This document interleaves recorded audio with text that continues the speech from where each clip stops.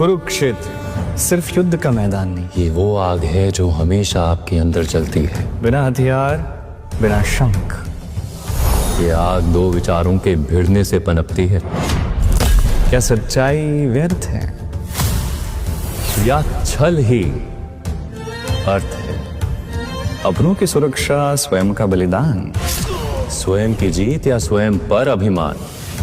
पक्ष दो, प्रश्न अनेक और चुनना है सिर्फ एक।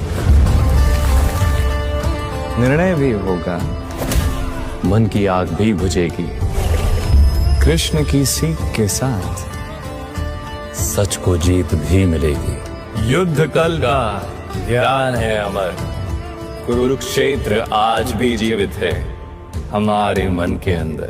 नीचे भूमि, ऊपर नक्षत्र है, कुरुक्षेत्र है ये, कुरुक्षेत्र है।